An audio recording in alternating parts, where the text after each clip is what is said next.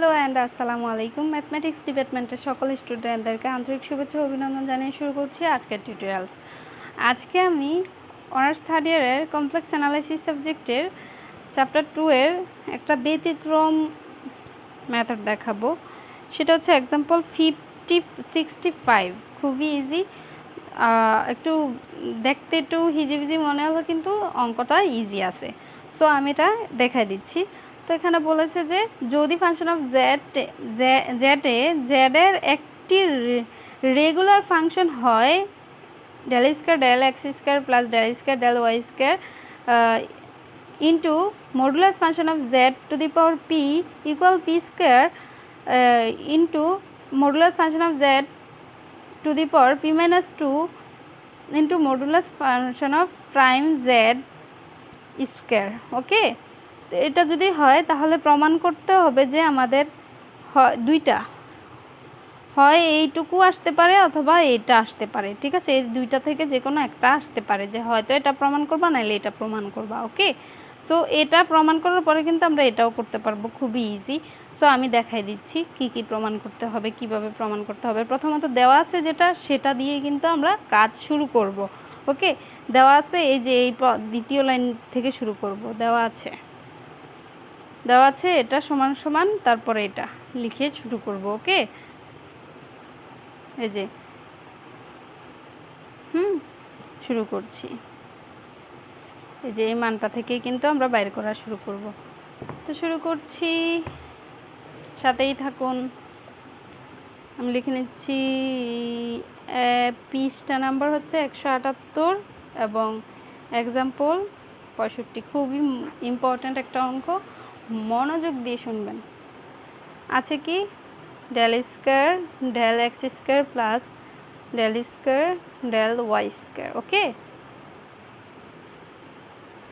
তারপর আছে function of z p, right, equal. Okay, equal আমরা জানি এটা সমান সমান কিন্তু এটা। ওকে, এটা কিন্তু আমরা জানি, একটু মনোযোগ দেন। এটা আবার বলবেন যে ম্যাম এটা কই থেকে লিখছেন। এটার সমান সমান এটা আমরা জানি 4 del square del z. Okay, function of Z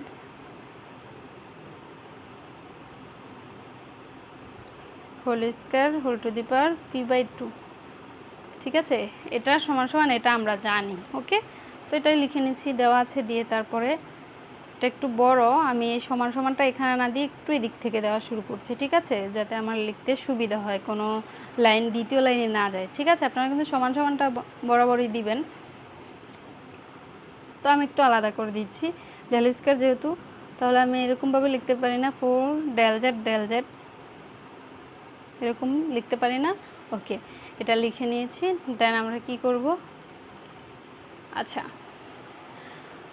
যেহেতু modulus function of Z whole square আছে, তো আমি এটাকেও কিন্তু আমরা জানি মডুলাস জেড স্কয়ার সমান সমান জেড বার। ওকে, আমি কিন্তু প্রথম অধ্যায়ে করিয়েছি। সো আমরা এটা এরকম লিখতে পারি না, function of z into function of z bar. Okay, right. আচ্ছা, whole to the power p/2 এর p/2।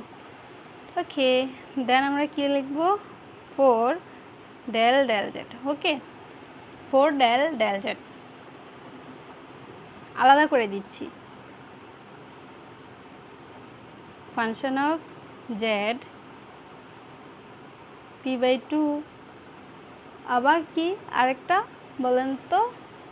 ইয়েস, এই যে del z function of z p/2 z bar. Okay, ভারটা দিতে ভুলবেন না। সো আমরা কিন্তু একটু আলাদা করে নিয়েছি। খুবই ইজি, কিন্তু দেখতে হিজিবিজি মনে হচ্ছে, বাট খুবই ইজি। ওকে, আচ্ছা, আমরা এখন কি করতে পারি বলেন তো? অবশ্যই অনেক কিছুই করতে পারি, কারণ হচ্ছে আমরা জানি x two the power N এর সূত্র কি, এটা কিন্তু ডেল জেড মানে হচ্ছে জেডের সাপেক্ষে অন্তরীকরণ। তো অন্তরীকরণ আমরা এটাকে যদি এক্স ধরে নিই, তো আমি একটু দেখিয়ে দিচ্ছি। তো এখানে দেখাই দিচ্ছি সূত্রটা, এটা কিন্তু খুবই ইজি, সবাই জানেন। ডি ডি এক্স এক্সের অন্তরীকরণ কি, x two the power N, ঠিক আছে। এখানে পাওয়ার কিন্তু p/2 আছে, তো এনটা সামনে চলে আসবে, অর্থাৎ পাওয়ারটা সামনে চলে আসবে, তারপর এক্সটা, তারপরে পাওয়ার থেকে 1 বিয়োগ হবে, ঠিক আছে, n-1, রাইট, এরকম না? তো এন বলতে আমাদের পাওয়ার, তো পাওয়ারটা কোনটা, পাওয়ারটা হচ্ছে আমাদের p/2, রাইট। তা আমাদের 4 ইন্টু, আমরা কিন্তু এখন অন্তরীকরণ করে নিচ্ছি, পাওয়ারটা সামনে চলে আসলে p/2 পাওয়ার সামনে চলে আসলো, তারপর হচ্ছে কি আমাদের এক্স, অর্থাৎ এক্স বলতে ফাংশন অফ জেড, দেন হচ্ছে আমাদের n-2, n-2 বলতে p/2 - 2, রাইট। আবার এখানেও সেম, পাওয়ারটা সামনে চলে আসবে, ঠিক আছে। তো ফাংশন অফ জেড বার এখানে কি হবে, পাওয়ার p/2 - 1, ওকে। এই সূত্র থেকে করেছি, ওকে, ইকুয়াল আর ইকুয়াল, রাইট। আচ্ছা, এই 2 কাটা 4,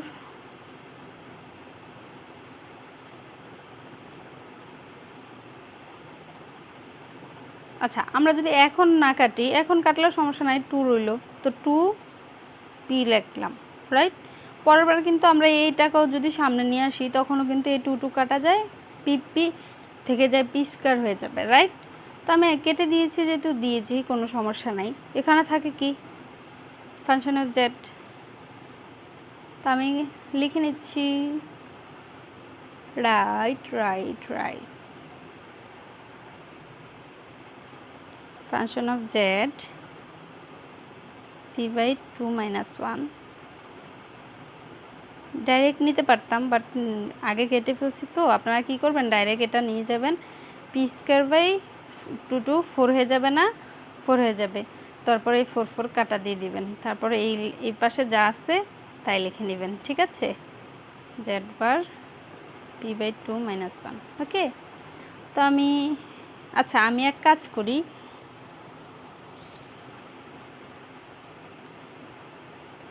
তারপর আমরা কি করব, এখন p/2টাকে যদি নিয়ে আসি, তাইলে আমাদের এখানে p² শুধু থাকবে, রাইট, 2 কাটা যাবে, তো আমি ডিরেক্টলি লিখছি, তো কি থাকে ফাংশন অফ জেড, আর একটা থাকে কি ইন্টু, দুইটার পাওয়ার যেহেতু এক, আমরা একসাথে নিয়ে নিচ্ছি, function of z bar, right. তো পাওয়ার কি থাকে p/2 - 1, এরকম না? তো আমি পাওয়ারগুলো একসাথে নিয়ে নিলাম, কোনো সমস্যা নাই তো, রাইট। আচ্ছা,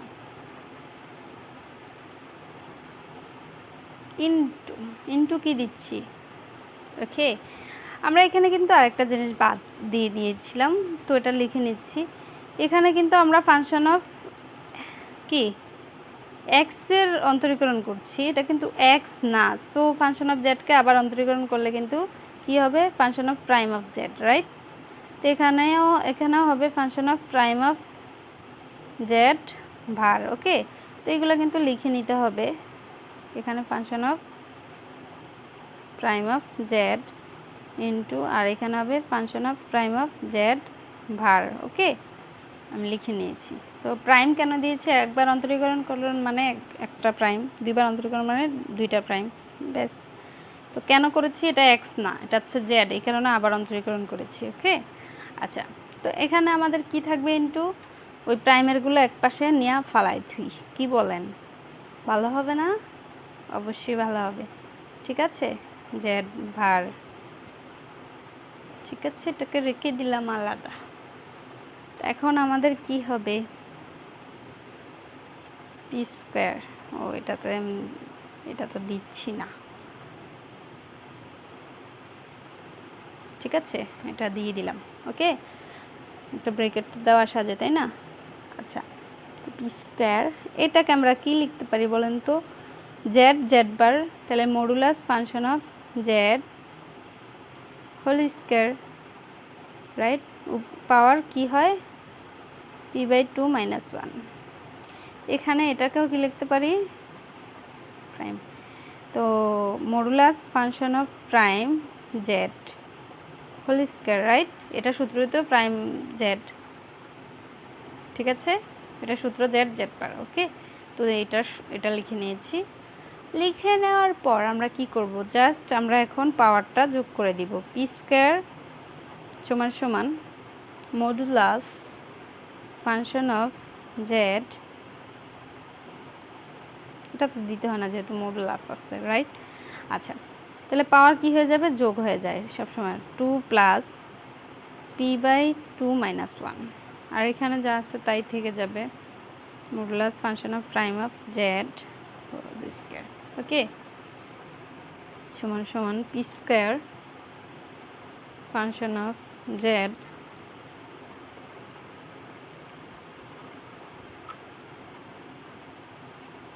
আচ্ছা, এটাকে যদি করি আমরা কি হয় বলেন তো,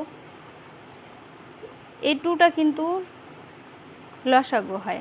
আমি একটু এটা সাইড নোট করে দিচ্ছি, সরি, পাওয়ার যোগ না সবসময় পাওয়ার গুণ হয়, ঠিক আছে, পাওয়ারটা গুণ হয়। তো আমাদের যদি এরকম থাকে, আমি একটু সাজাই করছি, বা গুণ ফুল স্টপ দিলেও হইতো না। তো এখানে লসাগু কত হবে, 2 হলে 2 কাটা থাকে কি পি, মাইনাসের মাইনাস, 2 2 হর দি বাগলাব দেখুন। তো আমাদের এই 2 কাটা থাকে কি p-2, এখানে লিখে নিচ্ছি জেড, ঠিক আছে, হোল স্কয়ার। আচ্ছা, তো আমরা পিপি কাটা লিখতে পারি না, তো P square modulus function of Z, তো উপরে পাওয়ার থাকে কি p-2 শুধু, আর এখানে থাকে function of prime of Z.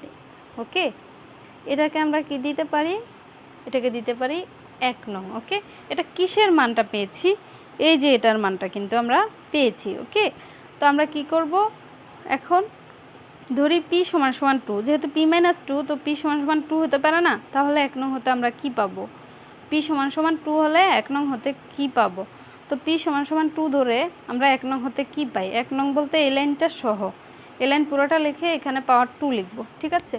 তো আমি লিখে নিচ্ছি del square del x square plus del square del Y square. Okay, modulus function of Z whole to the power p ছিল, তো পি এর জায়গায় যেখানে যেখানে পি আছে এখানে 2 লিখে দিব। তো এটা তো 2 স্কয়ার মানে হচ্ছে কি 4, 2 স্কয়ার, পি এর মান 2 হলে 4 ফাংশন অফ জেড p-2 অর্থাৎ 2 - 2 অর্থাৎ 0 হয়ে যাবে। তো এটা কিন্তু 2 - 2 0 হয়ে যায়, রাইট? তো আমি 0 লিখে দিচ্ছি, পাওয়ার 0 হয়ে যায়। তো এখানে কি হবে, এখানে যা আছে তা function of prime of Z whole square.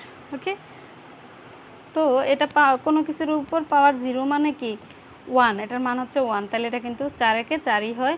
তো আমরা এটা লিখতে পারি না, function of prime of Z whole square. তো আমাদেরকে কিন্তু প্রথম প্রমাণটা এটাই করতে বলেছে, প্রথম প্রমাণ কমপ্লিট। এখন দ্বিতীয় প্রমাণ করতে কিন্তু একদম ইজি হয়ে যাবে, দেখেছেন, প্রথম প্রমাণটা কিন্তু কমপ্লিট হয়ে গিয়েছে, এবং দ্বিতীয় প্রমাণটা এখন করে নিব। এবার p সমান সমান 3 ধরলে কিন্তু দ্বিতীয় প্রমাণটা হয়ে যায়, p সমান সমান 1 ধরলে এটা হয়, আর p সমান সমান 3 ধরলে কিন্তু এটা হয়। ওকে, তো p সমান সমান 3 ধরে করি, p সমান সমান 3 হলে 1 নং হতে পাই। তো আমি লিখছি del del x square plus del del Y square, right? তো modulus function of Z whole to the power P মান মানে কিউ ইকুয়াল। আচ্ছা, তো আমাদের মূল 1 নং হচ্ছে পি স্কয়ার অর্থাৎ 3 স্কয়ার মানে 9, right? Okay, function of Z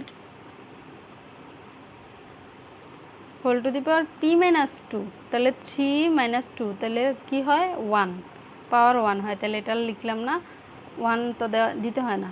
ওকে, তারপর হচ্ছে modulus function of prime of Z whole square whole square whole square. তো এটাই কিন্তু আমাদের দ্বিতীয় প্রমাণটা।